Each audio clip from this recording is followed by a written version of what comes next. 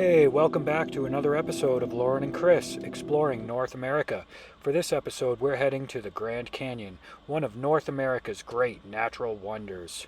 Formed by the mighty Colorado River as it slowly erodes thousands of layers of sandstone.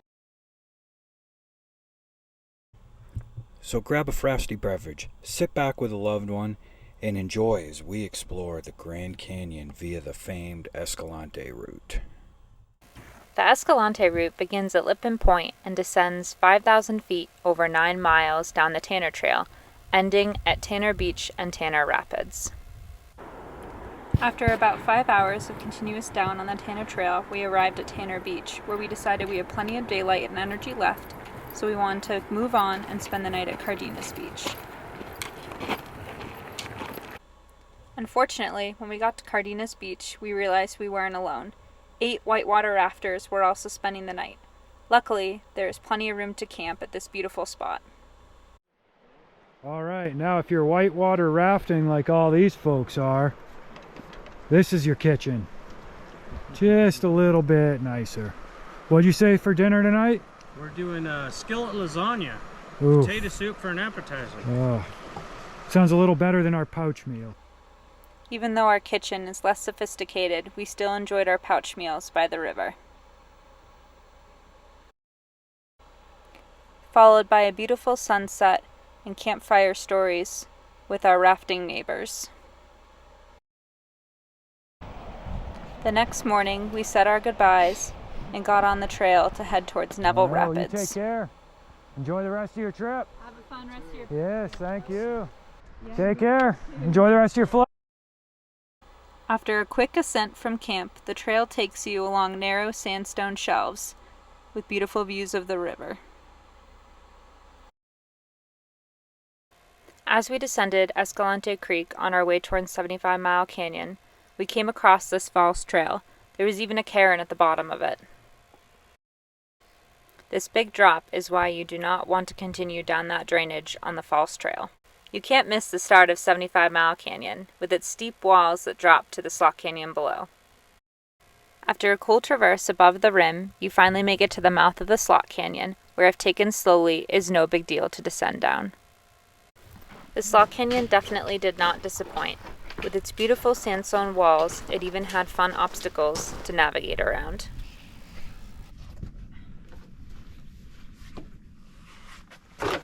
After exiting the Slot Canyon, you end up at Neville Rapids, which was our campsite location for night number 2.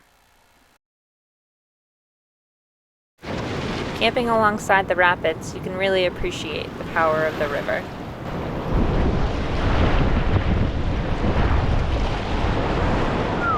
Between the river, flowers, and gorgeous sunset, we really enjoyed this campsite.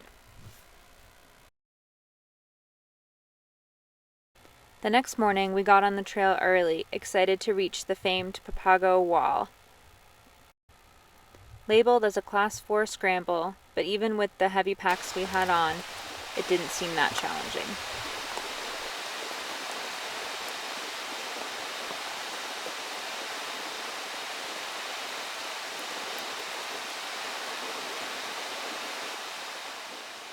In between the wall and the slide, we lost the trail for a little bit.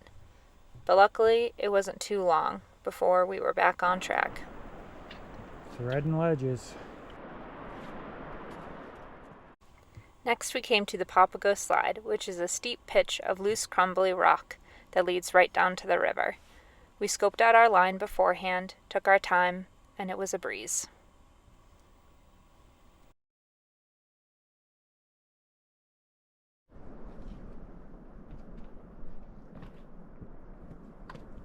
Just about down to the bottom. Wasn't so bad, actually.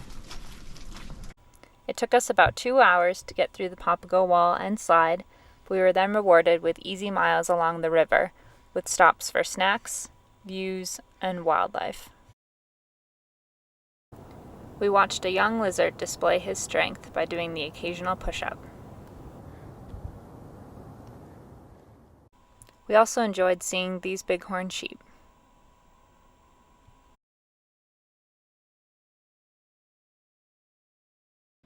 After the Escalante Trail merged with the Tonto Trail, we weren't sure what it was going to be like. Turns out it was just as enjoyable, with cool views and steep drop-offs.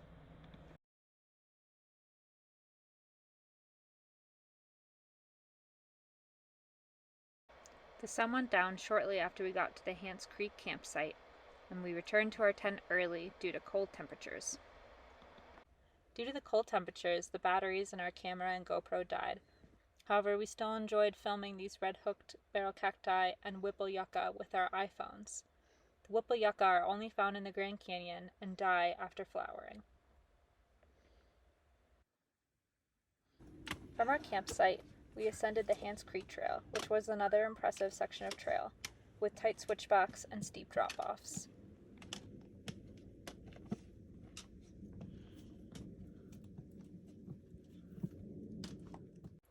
Along the trail you pass Last Chance Mine, which has some old mining equipment and malachite all over the ground. Turns out malachite is rather toxic, so don't play with it like Chris is here. As we ascended towards Grandview, it wasn't long before we were back on snow. If you do this hike in the winter, it is advisable to bring microspikes for the first couple miles and the last couple. Luckily, it wasn't long before we reached the summit, and we're back in the sunshine. Yay! We did it at the Made top it. of Grandview. Hee hee.